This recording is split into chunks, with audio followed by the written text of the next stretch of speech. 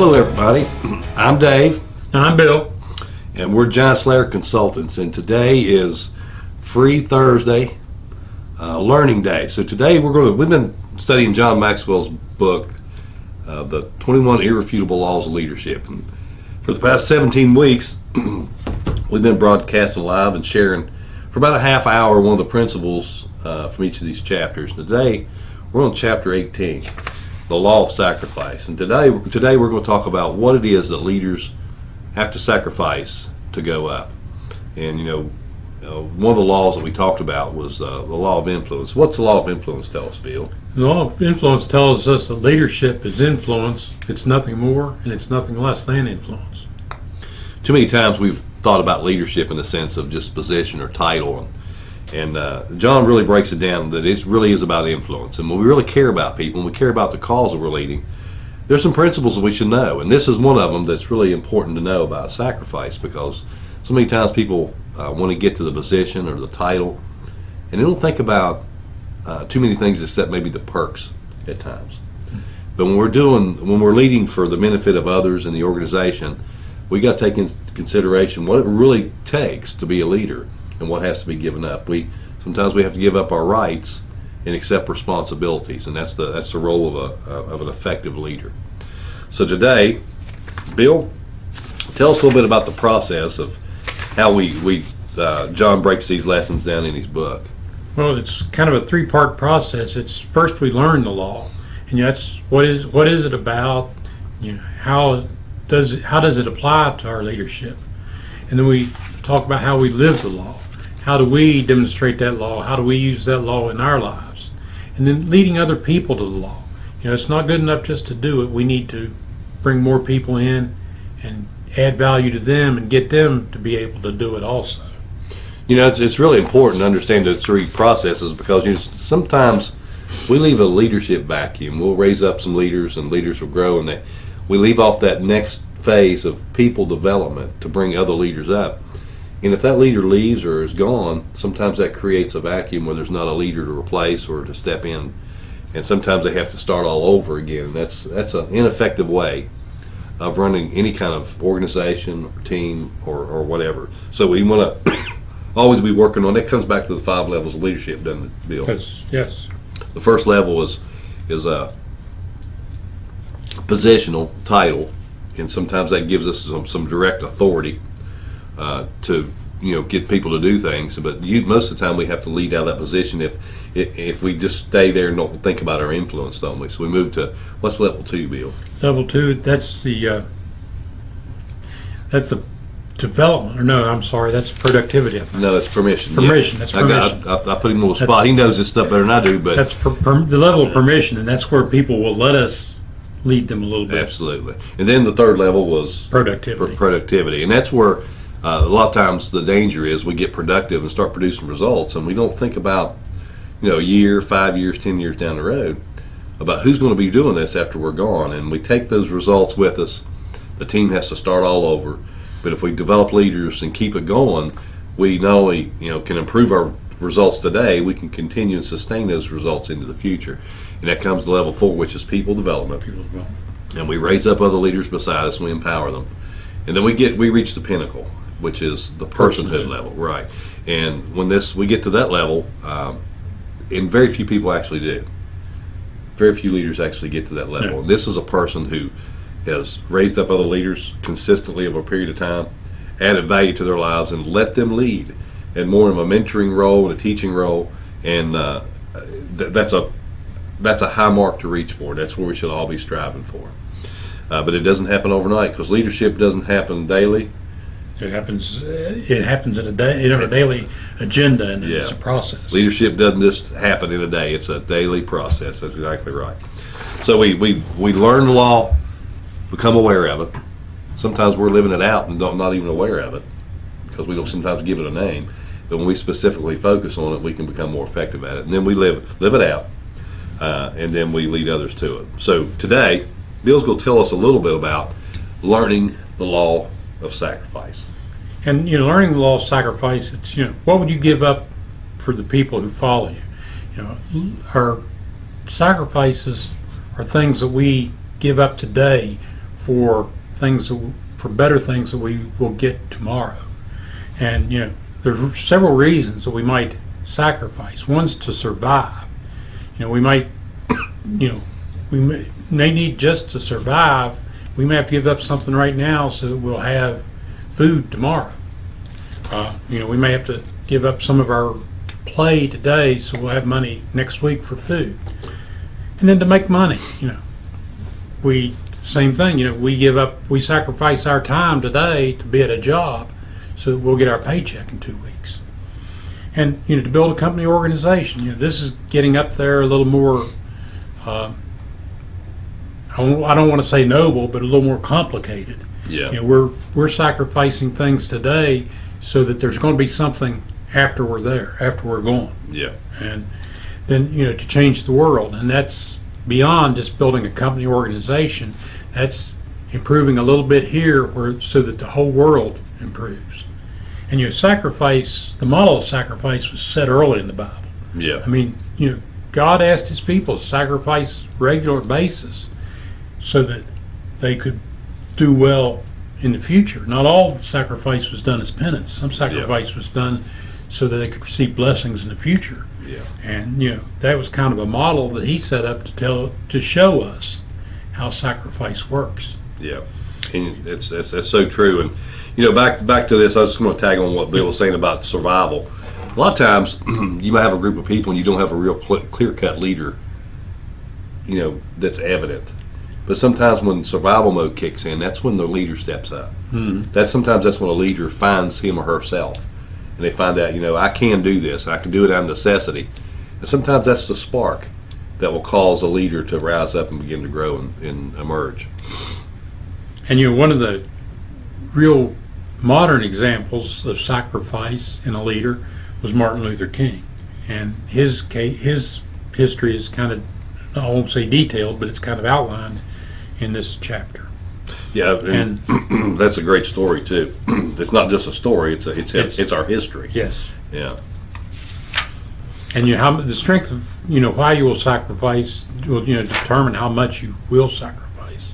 Yeah, we've all got a why we do something, or why we don't do something, and it really comes down to a heart a lot of times when it comes to leadership and sacrificing for your people. Martin Luther King was he was a very intelligent man. He graduated high school early. He went to college. He received his first pastorate, at a very early age, and I believe he was in. He continued his education at Crozier Seminary, and he was married and moved into Alabama in 1954, accept his first pastorate. Well, it wasn't just but a few weeks later that we remember the Rosa Parks situation where she refused to give up her seat to a white man, and all heck broke loose in that city, didn't it, Bill? It did. And he just happened to be there at the time. Now think about this. Martin Luther King, you come from Pennsylvania up north somewhere, and he comes to Alabama and sets up, and he's positioned for greatness before he even gets there because of his education, his training, and he didn't really know that he was going to be this kind of a leader till he was put in this situation. But the whole city rose up in turmoil. They formed some coalitions, and they elected Martin Luther King as their president of this movement. Of course, the rest is history. We know that Martin Luther King lost his life, but there's a whole lot of things in the middle of that Martin Luther King could have said, "This is not for me. I'm going to take my family. I'm going to move back up north, and I'm going to step out of this." But he sacrificed his life for the freedoms that we see and enjoy today. Now, do we still have work to do? Yeah, we do. I think we'll have work till the end of days. Yes. But you know what? His example of the sacrifice that he made, so that human rights could be established in across the United States, has affected the whole world. And we don't only just celebrate his birthday because he was a good man. We celebrate his birthday as a national holiday because he changed our country, didn't he? He did. So great men and women have made great sacrifices for our country. And that's a little bit about the story about Martin Luther King that you already know. But it's a good story in this book. And I highly recommend that if you're beginning to lead or if you've been a leader for a while, get you a copy of this book. Study for yourself. And then share it with your team. And when you start sharing it with the rest of your team, you'd be surprised at the people on your team who will would love for you to share some principles out of this. And when I was younger, and I started studying leadership, I thought to myself, where has this stuff been all my life? Why does not every leader have the opportunity to enjoy this material and learn about leadership? And when I started studying John's material, I was blown away about this material. It had been there all along. I just wasn't aware of it. So learning it and then living it out has changed my life. Still changing my life every day. I'm still learning. I don't ever consider myself an expert. I consider myself a student. And I learn something every day. So I would love for you to send me your comments on our feed today. Questions, comments, insight, maybe a personal story. Because that's how Bill and I feed for the next session. We kind of learn some things that we can build our lessons around. All right, so anyway, let's talk a little bit about some more about living it out. Bill, tell us a little bit more about. Well, there's no success without sacrifice. We have to give up things before we're going to succeed in things. And the more we want to succeed, the more we have to give up. Yeah. The greater our position, the greater our sacrifice is going to be. Yeah. And you can look at people in the world and see, Mother Teresa. She gave up much to accomplish much. Yeah. And it's the sacrifice and the achievements are usually in balance. So if we want to achieve great things, we have to make great sacrifices. I've been watching a series on Prime Video about John Adams. And the sacrifice that he made to see our country freed from Great Britain. And some of those men, we know that they accomplished great things. They're very accomplished men, but those men gave their lives to build this country, and they sacrificed in their family. They endured hardship and war. They endured hunger. Some of them had to go overseas and spend countless years negotiating treaties with other countries to establish the resources we needed to free ourselves. So when we think about those men, we think about those on a grand scale. But sometimes we just need to pull it back down into our world where it's real. And we think about, as a mother or a father, what do you sacrifice for your children? Those are everyday sacrifices. Those are. Sometimes we go to jobs that maybe we don't necessarily want to go to today, so we can provide for our family, give them the opportunities that we didn't have, growing up, and hopefully it's getting better as each generation goes by. But those are sacrifices we have to ask ourselves, why do I sacrifice? And that why becomes bigger than me. And that helps us to live it out. And then that why is important, because if we don't willingly sacrifice, if we begrudgingly sacrifice, then we build resentment rather than building a purpose. The commitment level goes way down. Yeah. The energy toward it goes way down. And we'll sabotage it. Yeah, we'll sabotage it subconsciously or even consciously sometimes. We just get tired and quit. Yeah. So when we talk about leaders are often asked to give up more than others, it's really true, isn't it? Yeah. I remember what John F. Kennedy said. He said, don't ask what your country can do for you, but ask what you can do for your country. And I think in today's day, as a nation, we need to ask ourselves that. We're in an era where we are more concerned about our rights than our responsibilities. And I think it's a time for leaders to stand and say, I'm going to sacrifice for the benefit of the country, and won't you stand with me? And that's what we need more than anything today. We need that in our churches. We need that in our community centers, our town halls. We need it in our schools. We need it in every area. People see themselves as members of groups, and they're not willing to sacrifice part of that. They want to, how much can I get from my group? Yeah. It's our human nature. It is. We have to fight against our human nature. And, we think about the story of the cross and how Jesus sacrificed. And we all know the story, but, sometimes we need to think about, he didn't have to. He didn't have to do what he did. Great men that's come after him didn't have to do what they did. And there's some people that, they're members of groups, and they'll say, I'm going to be a member of this group, and I'm going to leave everyone alone, but, how I'm here in my group. Yeah. And that will work for them, but the problem is, there are other people that will say, okay, I'll accept that, and I'm in my group, but my group's going to be top dog. Yeah. We're going to be the pack leaders. So, once you separate yourself out from that, you kind of set it up for other people to step in, and and sometimes we have to sacrifice some things of our group to a common morality, a common ethos, maybe. Well, you make a good point there, because we do have a lot of good intentioned people. We got a lot of good groups that do a lot of things, and this group can be doing a great job in this area. But sometimes we begin to bring groups together, just like we do people. Yeah. The individual people bring them together is on a micro scale. The macro scale is bringing churches and organizations together. And we just finished up a great study called The Church of Irresistible Influence. It's talking about building bridges into our community by binding the churches together. But, and I really think that's doable. But it's going to take some leaders willing to sacrifice their agendas. Yeah. And each of us. And churches would be a great example of that, because to come together, each one of them has to accept some things that individually they may not be totally comfortable with accepting. Yeah. But if they don't, then there's going to be internecine fights, and instead of the church going out and improving the world, they're going to be, which church group is going to be more powerful? So that comes back down to the why. The why. How big is the why? Why does the church? We're just using the church right now as an example.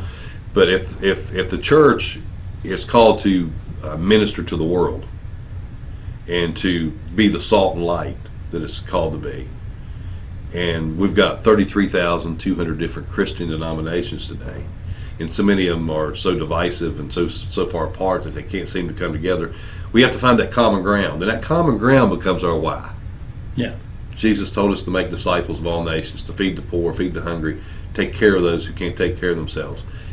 If we find a bond on that and stay focused on the main thing and keep the main thing, that's it. We can get past those little differences, because we do have to bind together as a group. We got to sacrifice part of our agenda to serve the bigger cause. So when we think about the law of sacrifice, that's a prime example of, I'll lay mine down over here because this is bigger. That's it. This is bigger, and this is more important, and this is going to serve more people. So we think about that too on a team scale. Inside of I ran a retail grocery store for years and had 9 or 10 departments, and every department felt like their department was the most important. And that's okay, that's natural. But sometimes when you think about serving that customer collectively the best way, those departments had to come together to work together and sacrifice some of their hours and resources and time to make the whole thing work better. Because I've always said that the point of contact with the customer was the most important. Whether it was in the produce department, in the meat department, taking the groceries out to the car, that point of contact was the most important. And everybody had to sacrifice something to make sure that happened. Because we left one of those folks out, that customer didn't get that experience that he or she was looking for in that particular department, which doesn't make it too good for the whole. So we always got to think about the whole. We got to think about the collectively. What's the way to create the best experience for whoever we're serving? And that's what leadership is in the deal. Leadership is servanthood, and if we can't get that through our mind, we'll always struggle with these principles. That's right. Because these principles talk about leadership upside down. How can we serve those that we lead? We start thinking about that. We start adding value to the people that we lead. We become their servant, don't we? And so that means I need to empower, I need to strengthen, I need to provide resources to those I lead, and so I've got to sacrifice. I got to sacrifice my time. That means if I got a Monday board meeting, sometimes I got to sacrifice some time on Sunday to sit down and plan the most effective meeting for the week. But if I run into last minute and I'm not prepared, my sacrifice wasn't much, was it? No. And my team's going to suffer. So remember, leaders trade their rights for responsibilities. And that's what we need to do. We need responsible people. And the benefits are out of this world after you've done it. When you empower enough people and you look back and think, this is what I've done, I've been a part of and add value to this person's life. And that's where the fulfillment and reward comes in. But if we're in leadership just for the perks and those immediate gratification, we're probably not going to sacrifice a whole lot for it. And then in the long run, we're not going to get that satisfaction, are we, Bill? No. Talk to us a little bit about leading others to the law. When we lead others to the law, we need to continue to challenge those that we're raising up as leaders, and get them to define their why for leading. Because if leadership requires sacrifice, it's going to require a why that's large enough to make a sacrifice for. Yeah. And we need to remind ourselves and others, that the higher that we climb as a leader, the greater the sacrifice that we're going to have to make. Yeah. With great power comes great responsibility. And this is important to understand here too, because as we move up in leadership, and let's just say we're a mid-level manager, we move up to a regional manager, then we move up to a district manager, then we move into the vice presidency, into the presidency. When we talk about those titles, if we're going after those titles for the perks and the pay, we're probably going to step on people on the way. We'll push people down to get there. But if we're moving to those positions to add value to people, we have to understand that our role changes as we move up. We have to spend more time empowering people rather than managing people. Right. We have to provide them the tools and resources so they can succeed. Because as long as they can succeed, I can succeed, and the organization succeeds. So our roles change. We got to spend more time on the thinking side, on the planning side, on the communication side. And we always remind ourselves that, and others, that people that came before us made sacrifices so we can be where we're at. It's put it in raw economic terms. 150 years ago, people lived on $1 a day, and they made sacrifices so that we can live on a lot more today. You're absolutely right. Been a lot of sacrifices made over the centuries, a lot made over the last 200 to 300 years in our country, and we have the privileges. We have this privilege to do this today. To me, this is a privilege. This is, and it's an honor. And we think about the people in the technology field that made this possible. We think about people who have went before us and opened up doors so we can have an audience to talk to.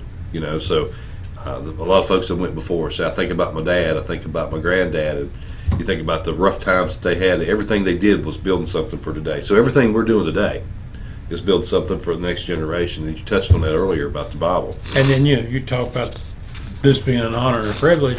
That's what sacrifice really is. It's an opportunity to give something up for the better of the future. Yeah. That brings me to a good point. On February 23rd of this month, on a Friday, we're having a work as worship retreat. It's from 8:30 to 3:30.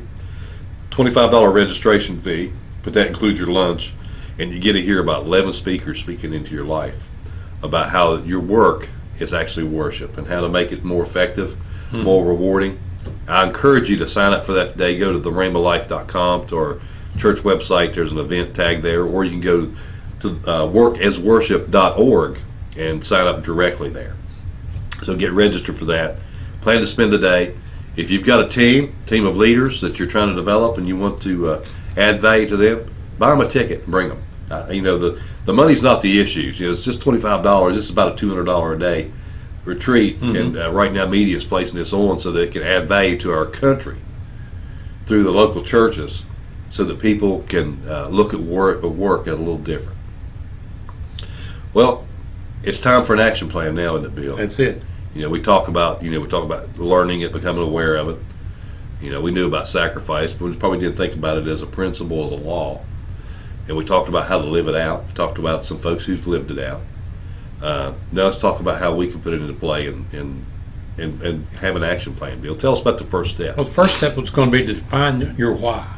And throughout this conversation, we've been talking about how important it is to have a big why, so that we'll be able to sustain the big sacrifices that it requires. Sometimes we just need to stop and redefine that why. We can be going and through our career, spend 5, 10, maybe 20 years into our career and feel like, I'm not being fulfilled. And I've got this whole team that I feel responsible for, and I feel this burden sometimes, and leading is no longer enjoyable. Sometimes that's a point where we just stop and say, why am I leading? Am I trying to provide a place where people can come to work and work together collectively and enjoy their work? Am I investing in that process? Am I investing in myself so I can do that process to make a better place for everybody? And it's not only redefining our why, but also visiting it on a regular basis so that we keep, what we look at, where we look is where our energy goes. Yeah. So if we don't look at that why regularly and keep that in the forefront of our mind, we'll lose focus of it, and we'll a lot of distractions out there. Yeah. We got real life things that come at us. We got health issues sometimes. We got money issues. We got relational issues.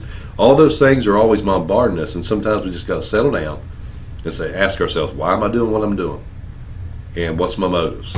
Bill, would you hand me some Kleenex? Sure thing. I don't know about you guys, but we've been battling a cold around here for about 2 months. All right, so after you've defined your why, you need to determine your priorities in the four key areas of your life. Now, this is an example. Your priorities are probably a little different than mine. That's okay, because they're your priorities. But I define mine in 4 areas. The first one is my faith, my family, my finances, and my friends. And of course, the 5th one's fun. And I try to weave that into all of them, because I think life should be lived abundantly and with joy. So I want all 4 areas to have fun in that too. So once you define those, it makes it a little easier to clarify your why, identify your why. Why my faith? Why do I do what I do according to my faith? Why do I do what I do with my family, as a husband, as a father, as a grandfather, as a son, as a brother? Why do I do what I do? If I want to be the best family member, I have to ask myself that and work on those key areas. Finances. Why do I work where I work? Is it adding value to people? Is it providing for my family? Is it sustaining my, providing resources for my faith? All those things have to be clarified, and it all boils down about this one big why in the bill. It does. What's the next thing you did? And it's answer how our why leads, our why to lead affects all the areas of our lives. And we have a why to lead. How does that affect our life? Yeah. And we touched on this a little bit earlier about John Adams. He said something that was pretty key.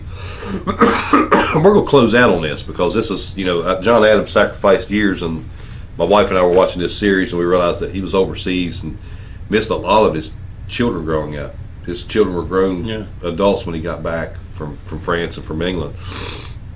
But he said that he studied war and politics, and he despised politics. John Adams was a straight shooter. He didn't like to mamby-pamby around. He didn't like to, to patty cake things. He liked to tell it straight up. But he said he studied war and politics so his children could study math and astrology. And his hope was that his grandchildren would study politics and war as well, so that future generations would have the right to study what they wanted and to be free. Their why was pretty big, wasn't it? It was. It was pretty big. And you have to ask yourself, was that some divine inspiration from these men that caused this to happen? Because they changed the world. They changed the world. And it was a why that reached beyond their lives. Yeah, they sure did. And they made a lot of sacrifices with time and money and resources. And, some sacrifices I'm not sure I could have even made. But, it would have been tough. It would have been tough. Well, folks, that's it for this week. The law of sacrifice. And next week, tune back in, and we're going to talk about the law of timing. This is a good one. If you're a leader, you don't want to miss this lesson right here, because it's critical to understand the power of timing and the damages we can do with not applying the law of timing. So thank you for tuning in. I hope you have a great week, and we appreciate you. Thank you. Thank you.